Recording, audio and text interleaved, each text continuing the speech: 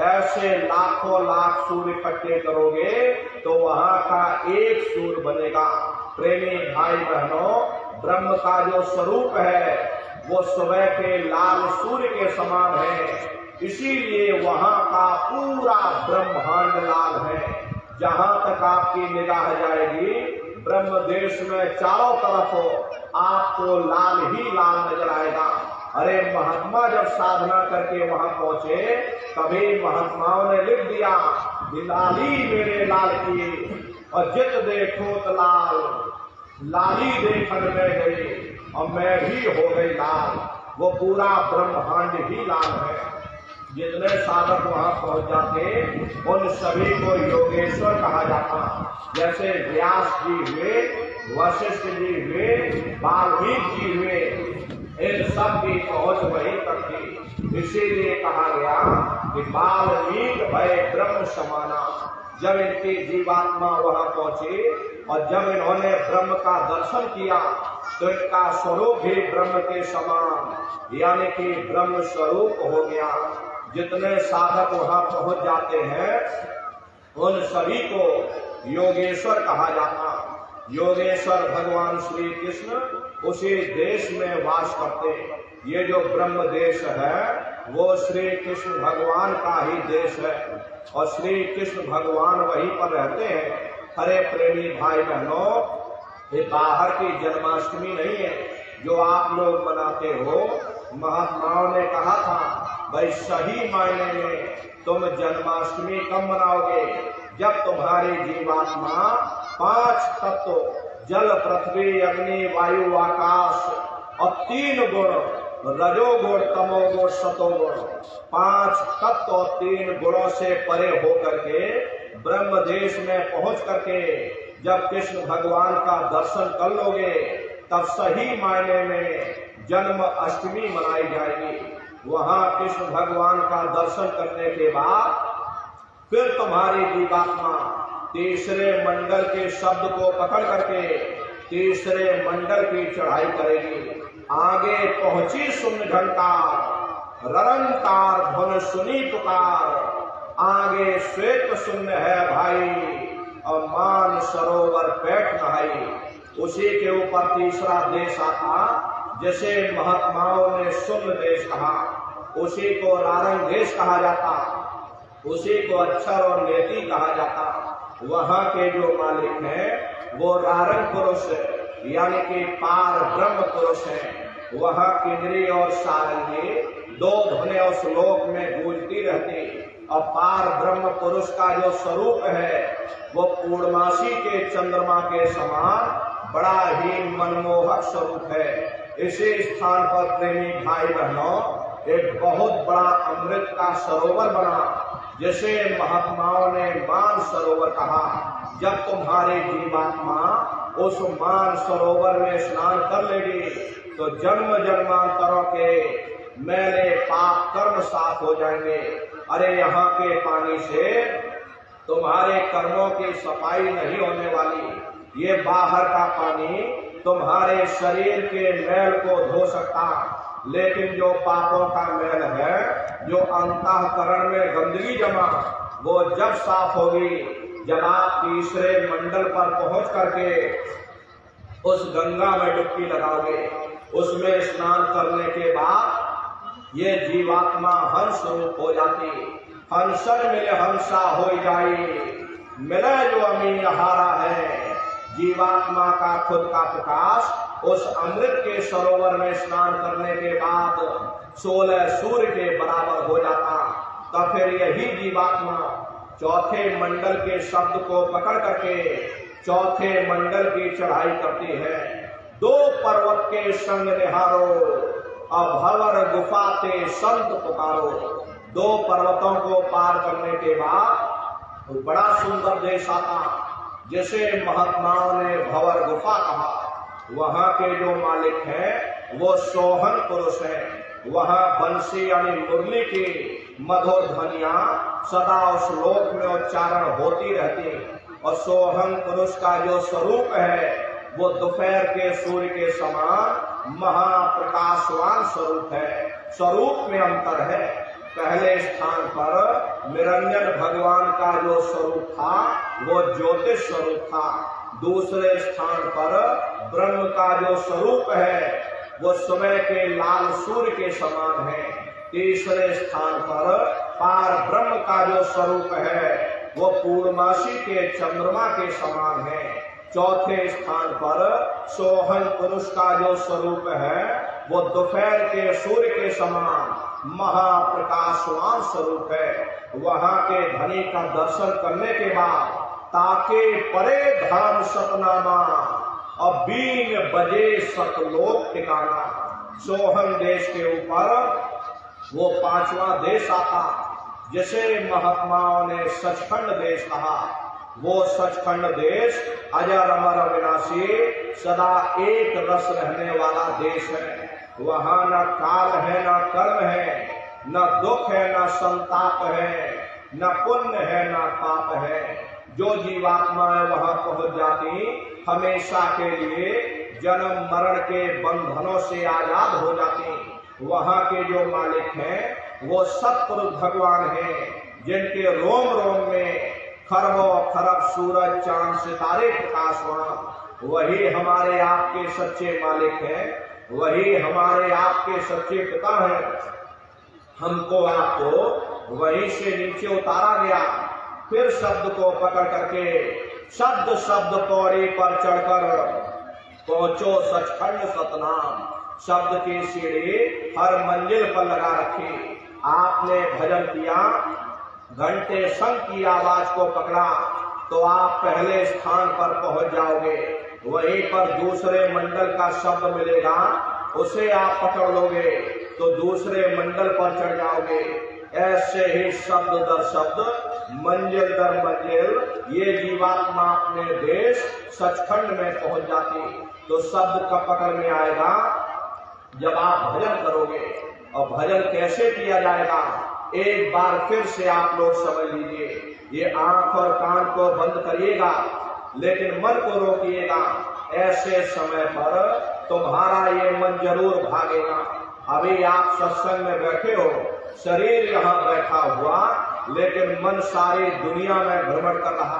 किसी को पानी पीने जाना है, मन पानी पीने पहुंच गया। कोई बाल बच्चों को घर में छोड़कर आया, मन बाल बच्चों में पहुंच गया। कोई दुकान दफ्तर छोड़कर आया, मन दुकान दफ्तर में पहुंच गया। कोई खेती बाड़ी छोड़ करके आया तो शरीर यहाँ बैठा, मन खेत में बाजरा काट रहा। तो ऐसे भजन से कोई लाभ नहीं होगा। पर जिन्होंने मार मंडाला उन्हीं को सूरमा कहना। और बड़ा बैरी ये मन घट में इसी का जीत न करना। अगर दुनिया में कोई हमारा दुश्मन है वो केवल हमारा मन है। ये मन रूपी रावण कब मरेगा? जब 9 द्वारों पर फतेह हासिल करके तुम यहाँ 10वें द्वार पर चढ़ जाओगे तब सही मायने में दशहरा मनाई जाएगी। ये बाहर की दशहरा नहीं है जो लकड़ी का रावण बना देते हो और फूंक फांक करके घर चले आते। कहते भाई हमने रावण मार दिया। अरे महात्माओं ने कहा था भाई सही मायने में तुम दशहरा कब मनाओगे? जब 9 द्वारों पर फतेह हासिल करके तुम यहाँ 10वें द्वार पर चढ़ जाओगे तब सही मायने में विजयदशमी मनाई जाएगी। तब ये मन रूपी रावण मरेगा। तब तुम्हारी जीवात्मा हरेशी जीवात्मा को महात्माओं ने राम भी कहा। अरे आपकी धर्म पुस्तकों में लिखा है एक राम दशरथ का बेटा, एक राम घट घट में लेटा, एक राम का शकल पसारा, एक राम है सबसे न्यारा। एक वो राम है जो अयोध्या के वासी हैं और एक राम घट घट में लेटे, यानी हमारी आपकी जीवात्मा जो हर एक के अंदर मौजूद है। महात्माओं ने कहा भाई एक वो राम है और एक राम का शकल पसारा, यानी पहले स्थान के मालिक वो निरंजन भगवान जिनको दुनिया त्रिलोकीनाथ कहती है, जिनका ये पूरा पसारा पूरा संसार है। महात्माओं ने कहा भाई एक वो राम है और एक राम है सबसे न्यारा। 5वें स्थान के मालिक वो सतपुरुष भगवान जो हमारे आपके सच्चे पिता हैं। महात्माओं ने कहा भाई एक वो राम है, तो महात्मा तो उस राम की महिमा गाते। जब ये मन रूपी रावण मर जाएगा तब तुम्हारे जीवात्मा ये राम शब्द को पकड़ करके जब पहले स्थान पर निरंजन भगवान के देश में यानी अयोध्या नगरी में पहुंचेगी, वहां निरंजन भगवान के स्वरूप का यानी ज्योतिष स्वरूप का दर्शन करेगी, तब सही मायने में दिवाली मनाई जाएगी। हरे प्रेमी भाई बहनों, मोटी बात आप लोग पकड़िए कि भजन कैसे किया जाएगा। तो ये आंख और कान को बंद करिएगा, ऊंचा ध्यान दे करके सुनिएगा। सीटी जैसी आवाज सुनाई पड़ेगी, उसको पकड़ लेना, सुनते रहना। कुछ समय बाद में दोबारा आपको अनुभव होगा कि कहीं बड़ी दूर से एक महीन आवाज, घंटे और शंख की आवाज हमारे कानों में गूंज रही। जब घंटे शंख की आवाज आपको सुनाई पड़ने लग जाए, तब आप सीटी की आवाज को छोड़ देना और घंटे शंख की आवाज को पकड़ लेना। एक बार प्रेमी भाई बहनों आप उस आवाज को पकड़ लो, फिर वो आवाज आपको नहीं छोड़ेगी, खींच करके शरीर से बाहर कर दो। तो रोज आना, रोज जाना, रोज ब्रह्मांडों की सैर करना, रोज देवी देवताओं के दर्शन करना, रोज राम के दर्शन करना, रोज कृष्ण के दर्शन करना। तो प्रेमी भाई बहनों ये रास्ता आपको बताया गया, सुमरन ध्यान और भजन। रास्ता बिल्कुल सच्चा है, आप करोगे आपको अनुभव होगा, दिखाई भी देगा और सुनाई भी पड़ेगा। लेकिन इतना ध्यान रखिएगा, जो भी आपको दिखाई सुनाई पड़े अपने अंदर हजम करिएगा। ये गूंगे की मिठाई है, ये परमार्थी दौलत है। आप अपनी दौलत को घर में कितना छुपा करके रखते हो, कोई बाजार में ढिंढोरा नहीं पीटता मेरे घर में इतनी दौलत रखी। अगर ढिंढोरा पीटोगे चोर चोरी कर ले जाएंगे। ऐसे ही प्रेमी भाई बहनों वो परमार्थी दौलत है, जितना उसको छिपा करके रखोगे उतना रास्ता खुलता चला जाएगा। तो भजन ध्यान सुमरन नित्य नियम से आप लोग करिएगा, नागा नहीं होना चाहिए। अरे शरीर को भोजन देते हो, सुबह दोपहर शाम खाते रहे, लेकिन कभी आपने विचार नहीं किया कि ये जीवात्मा जो जन्म जन्मांतरों से भूखे प्यासे बैठे, कभी आपने इसको भोजन नहीं दिया। पर इसका भोजन शब्द है, इसका भोजन नाम है। अपना ये नियम बनाइए कि पहले हम अपनी जीवात्मा को भोजन देंगे, फिर अपने शरीर को भोजन देंगे। अगर ये नियम आपका बन गया तो आपका लोक भी बन जाएगा, परलोक भी बन जाएगा।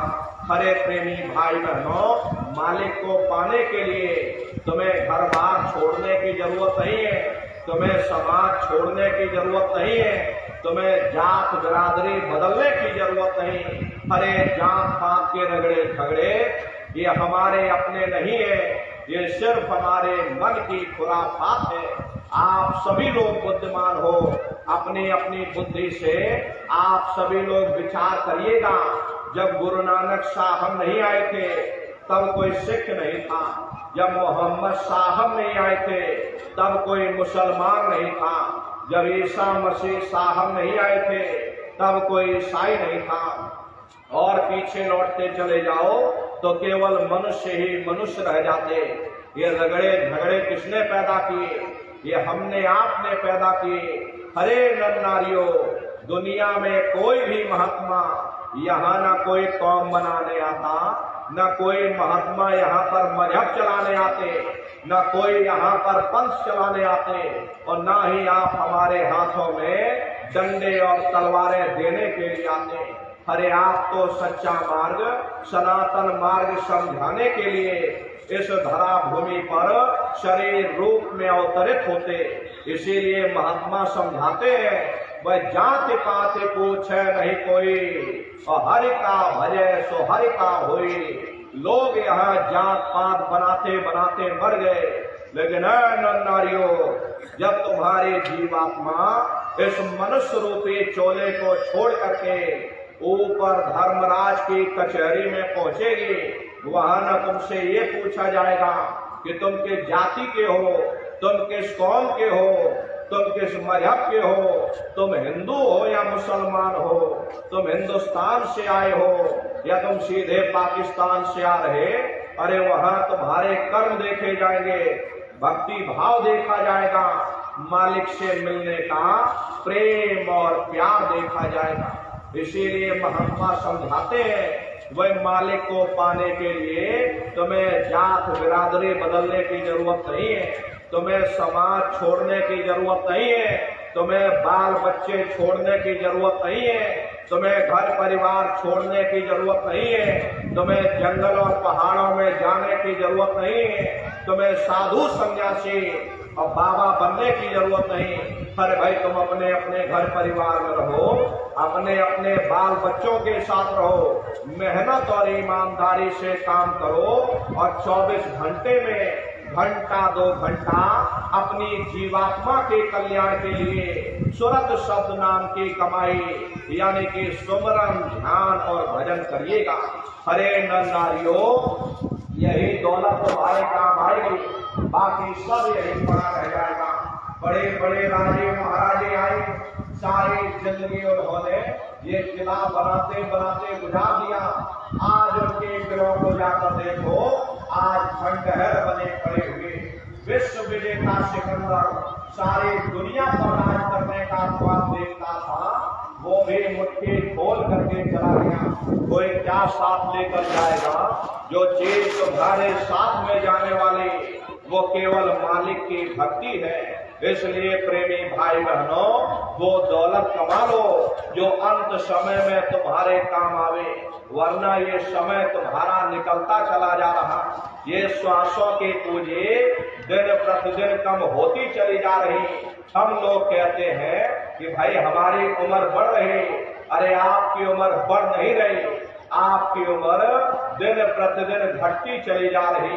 ये चंद श्वासों की पूंजी दिन प्रतिदिन कम होती चली जा रही। एक समय ऐसा आएगा ये बुलबुला तुम्हारा फूट जाएगा, फिर न जाने तुमको दोबारा मनुष्य शरीर मिले ना मिले। अरे तुम भटकते रह जाओगे नरकों और चौरासियों में। इसलिए प्रेमी भाई बहनों, अहो भाग्य है आपका, तुमको ये मनुष्य शरीर मिल गया। इस मनुष्य रूपी मंदिर में बैठ करके वो आत्म धन कमा लो, वो रूहानी खजाना कमा लो, जिससे तुम्हारे जीवात्मा का कल्याण हो जावे। तो सुमरन ध्यान और भजन नित्य नियम से आप लोग करिएगा। और प्रेमी भाई बहनों, सभी लोग शाकाहारी रहिएगा, क्योंकि हमारे गुरु महाराज ने शाकाहार पर विशेष जोर दिया। हमारे गुरु महाराज बराबर कहते थे, यह बच्चा तुम लोग शाकाहारी रहना, शाकाहार का प्रचार करते रहना, इसी से देश और दुनिया में भारी परिवर्तन होगा। हरे नर नारियों, परिवर्तन कोई कानून बनाने से नहीं होता, परिवर्तन कोई आंदोलन करने से नहीं होता, परिवर्तन कोई तोड़ फोड़ करने से नहीं होता। परिवर्तन तब होता है जब लोगों के विचार बदलते, लोगों की भावनाएं बदलती। विचार जब बदलेंगे जब लोगों का खान पान शुद्ध होगा। हर देशी कहावत है, जैसा खाए अन्न वैसा होए मन। जब इंसान पशुप्रति भोजन करेगा उसकी बुद्धि स्वतः ही पशुओं जैसी हो जाएगी, सोच विचार उसका चिंतन स्वतः ही पशुओं जैसा हो जाएगा। फिर जिस शराब के नशे में माँ बहन बेटे की पहचान खत्म हो जाए, उस शराब को पी करके यह कैसे पता चलेगा कि क्या अच्छा और क्या बुरा है। यही कारण है कि आज भर समाज में ये दुनिया भर के अत्याचार और दुनिया भर के व्यभिचार फैले हुए। अरे हम लोग मंदिर बनवाते हैं, उन मंदिरों में नहा धो करके जाते, कहते भाई परमात्मा के रहने की जगह है, हमको नहा धो करके जाना चाहिए, फूल अगरबत्ती ले जाना चाहिए। कोई उन मंदिरों में कूड़ा कचरा नहीं डालता। अगर कूड़ा कचरा डालोगे तो आपस में लाठियां चल जाएंगी। फिर ये जो हरि मंदिर है, ये पंच भौतिक शरीर, जैसे महात्माओं ने हरि मंदिर कहा, और इसमें तुम हाड़ मांस के लोथड़े डालते हो, इसमें तुम शराब के कतरे डालते हो, अपने बनाए हुए ईंट गारे के मंदिर की तुम कदर करोगे, और परमात्मा के बनाए हुए इस हरि मंदिर को तुमने जीते जी कब्रिस्तान बना दिया, तो सख्त सजा मिलेगी। हरे महात्माओं ने लिखा है, दिन भर मच्छी खाएंगे और कोटि काशी